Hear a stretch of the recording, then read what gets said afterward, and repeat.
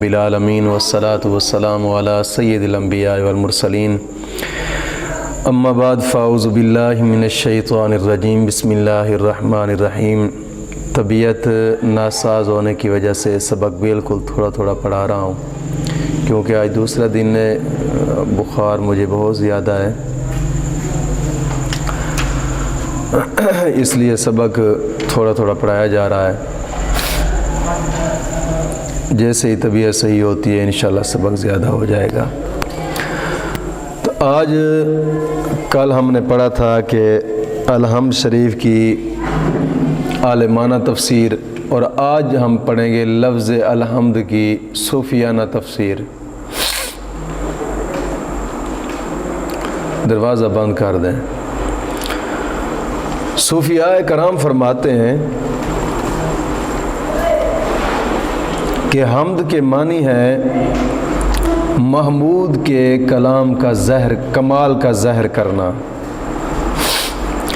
جو شخص یا جو چیز اپنے میں جو بھی کمال رکھتی ہے وہ حقیقت میں رب ہی کا ہی کمال ہے۔ لہذا دنیا کی چیزوں کا کمال کا جو ظہور ہے وہ خدا کی حمد ہے۔ اس کا مطلب صاف یہ ہوا کہ کوئی شخص زبان سے حمد کرے یا نہ کرے، زبان سے حمد کرے یا نہ کرے، رب تعالیٰ کی حمد ہے۔ کوئی شخص زبان سے حمد کرے یا نہ کرے، رب تعالیٰ کی حمد ہے۔ میں ایک مثال کے طور پر میں ایک مثال دیتا ہوں۔ جیسے ایک شخص بت پرست ہے، بتوں کی پوجا کرتا ہے، اپنی حماقت سے اپنی اختیاری چیز جو ہے وہ غلط جگہ صرف کر رہا ہے، لیکن اس کے جسم کی بناوٹ، اس کے جناب جی ہاتھ پاؤں کی طاقت اور اس کی قوت گویائی، غرض ہے کہ اس کا ہر عضو، اس کی ہر حرکت پکار پکار کر اس سے کہتی ہے کہ میرا خالق بے نیاز ہے، اور بزبان حال اس پر لعنت بھی کرتی ہے، اس کا ہر عضو اس پر لعنت کرتا ہے، اور کہتا ہے ہر عضو کہ اندھے تو کیا کر رہا ہے۔ غرض ہے کہ اس کی بت پرستی جو ہے، بت پرستی کی حالت میں بھی اس کی غیر اختیاری حمد اللہ ہی کے لیے ہو رہی ہے۔ اگر یہ کم بخت خود اپنے آپ کو پہچان لیتا نا، اپنے آپ کو پہچان لیتا تو بت پرستی کبھی نہ کرتا۔ اس نے اپنے آپ کو پہچانا بھی نہیں ہے، اور یہی معنی اس حدیث کے بھی ہیں کہ من عرف نفسہ فقد عرف ربہ، جس نے اپنے آپ کو پہچان لیا اس نے رب کو پہچان لیا ہے۔ یہ پہلی توجیہ تھی صوفیاء کرام کی۔ دوسری توجیہ، صوفیاء کرام فرماتے کہ لا موجود الا اللہ، صرف حق تعالی ہی موجود ہے، دنیا کی سب چیزیں اس کا سایہ اور اعتبار ہے، اور سائے کی تعریف حقیقت میں سائے والے کی تعریف ہوتی ہے، سائے کی تعریف حقیقت میں سائے والے کی تعریف ہوتی ہے۔ تو لہٰذا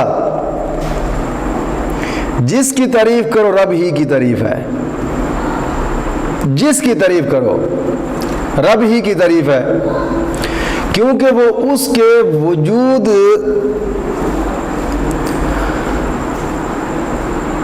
کا جناب جی اس کے وجود ہی کا سایہ ہے، وہ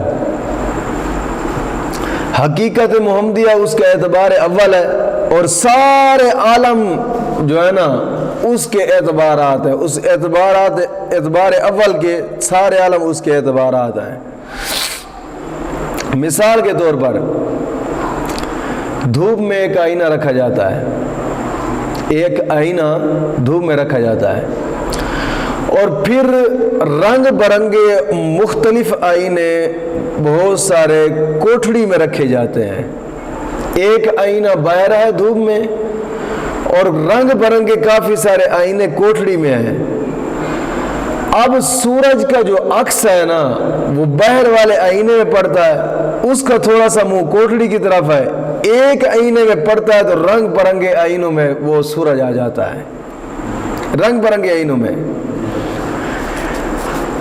اب ان آئینوں میں سے کوئی بندہ جس آئینے کی تعریف کرے گا تو وہ آسمان والے سورج کی تعریف ہی ہوگی، کیونکہ حقیقت میں تو وہی ہے، وہ تو اس آئینے سے چمکتا ہے اور اس کی چمک اور آئینوں میں آتی ہے، جو کوٹڑی میں رنگ برنگے پڑے ہیں حقیقت میں تو وہی ہے۔ تو سارے عالم ان میں سے حقیقت جو نور ہے نا وہ اللہ کا ہی، اللہ نور السماوات والارض، اللہ ہی کا نور ہے آسمان اور زمین میں، لیکن حقیقت محمدیہ یہ سب سے پہلا آئینہ ہے، اور اس آئینے سے جو چمک دمک اور رنگ برنگے آئینوں میں جاتی ہے نا حقیقت وہی ہے۔ میری بات نہیں سمجھ آئی، میرا خیال ہے حقیقت وہی ہے۔ اگر دھوپ والے آئینے کو ہٹا دیا جائے نا تو کوئی آئینہ بھی نہیں چمکے گا، کوئی آئینہ بھی نہیں چمکے گا، اور سب آئینے جتنے جو ہیں سب کے سب بے نور رہ جائیں گے۔ اس حدیث کا مطلب ہے، ایک اور حدیث پاک ہے، انا نور من نور اللہ وکل الخلائق من نوری،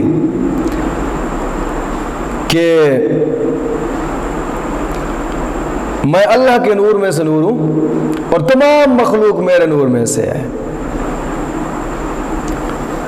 لہذا یہ ثابت ہوا ہے کہ ساری حمد اللہ کی ہے، ساری حمد، کیونکہ وہ خود ہی حامد ہے، خود ہی محمود ہے، اور وہ خود ہی حمد ہے۔ لہذا لا موجود الا اللہ، اس پر تھوڑی سی یہی بحث، اس بحث سے نبی اکرم صلی اللہ تعالی علیہ وسلم کا ہر ذرے ذرے میں موجود ہونے کا مسئلہ بھی یہیں سے ثابت ہو جاتا ہے۔ آقا کریم صلی اللہ تعالی علیہ وسلم کا جناب علی ذرے ذرے میں موجود ہونے کا مسئلہ یہیں سے ہی حل ہو جاتا ہے، اور اسی مسئلہ کو صوفیان کرام وحدت الوجود کا مسئلہ کہتے ہیں، وحدت الوجود کا مسئلہ صوفیان کرام اس کے کہتے ہیں۔ لیکن حقیقت میں یہ مسئلہ کسی حال والے سے سمجھنا چاہیے، کیونکہ کال والوں کا جو دائرہ ہوتا ہے نا وہ بڑا تنگ ہوتا ہے، کسی حال والے سے یہ مسئلہ سمجھنا چاہیے۔ اس مسئلے کو مسئلہ وحدت الوجود کہتے ہیں۔ اب اس حمد سے، جو لفظ حمد ہم نے پڑھا ہے، اس سے جو مسئلہ جو فقہ کا مسئلہ ظاہر ہوتا ہے وہ یہ ہے، تاکہ وہ بھی بیان کرتے جائیں، کہ جمعہ کے خطبہ میں حمد پڑھنا یہ واجب ہے۔ مسئلہ سمجھ آیا کہ نہیں آیا؟ جمعہ کے خطبہ میں حمد پڑھنا واجب ہے، اور خطبہ نکاح، دعا، ہر جائز کام کے اول میں اور آخر میں اور ہر کھانے پینے کے بعد حمد کرنا یہ مستحب ہے، اور چھینک آنے کے بعد حمد کرنا یہ سنت مؤکدہ ہے۔ مسئلہ سمجھ آیا کہ نہیں آیا؟ اس سے یہ مسئلہ ثابت ہوتا ہے۔ اب ہے کہ اسی حمد کے اوپر کچھ اعتراضات کرتے ہیں آری لوگ۔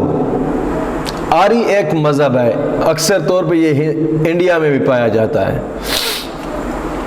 آری مذہب کے لوگ انڈیا میں کافی بستے ہیں۔ آریوں کے اس حمد کے اوپر تین اعتراضات ہیں۔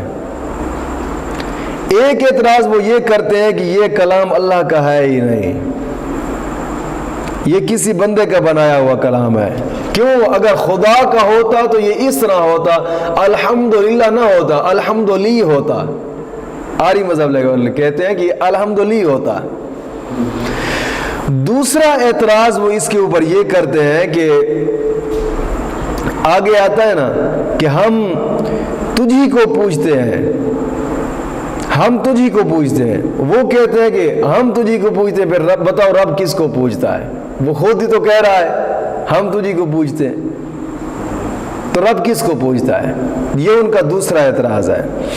تیسرا اعتراض وہ یہ کرتے ہیں کہ خدا اپنی تعریف اپنے آپ کرے، یہ غرور ہے. سمجھ آئے نا؟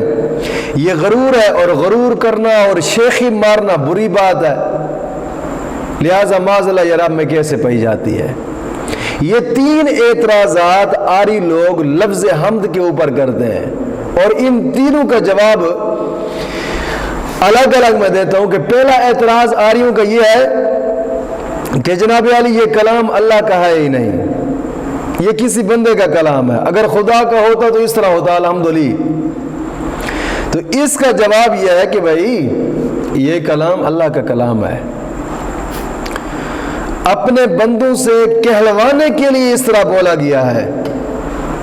الحمدللہ رب العالمین، اپنے بندوں سے کہلوانے کے لیے اس طرح بولا گیا. جیسے استاد شاگرد کو جناب علی سامنے بٹھا کر خود کتاب پڑھتا ہے، خود کتاب پڑھتا ہے تاکہ شاگرد بھی اسی طرح پڑھے. اور دوسرا جو یہ ہے کہ ان کا اعتراض کہ ہم تجھی کو پوجتے ہیں، لہذا خدا کس کو پوجتا ہے؟ اس کا جواب یہ ہے کہ حاکم دوسرے کی زبان میں جناب علی بات کرتا ہے. حاکم جو ہوتا ہے نا وہ اپنی زبان میں بات نہیں کرتا، وہ دوسرے کی زبان میں بات کرتا ہے. مثال کے طور پر ممبری ہوتی، ممبری، اس کے فارم چھپوائے جاتے ہیں، فارم چھپائے جاتے ہیں، اور ان فارموں کے اوپر ایک عبارت لکھی جاتی ہے اس طرح کہ میں اقرار کرتا ہوں سارے قوانین کی پابندی کروں گا، میں اقرار کرتا ہوں ہمیشہ خیر خواہ رہوں گا، وغیرہ وغیرہ اس طرح کی باتیں کرتے ہیں. اب ان فارموں کا جو مضمون بنانے والا کوئی اور ہے، بنانے والا کوئی اور ہے ان فارموں کا مضمون، چونکہ ممبروں سے کہلوانا مقصود ہے اس لیے ان کی زبان میں یہ الفاظ لکھے گئے ہیں.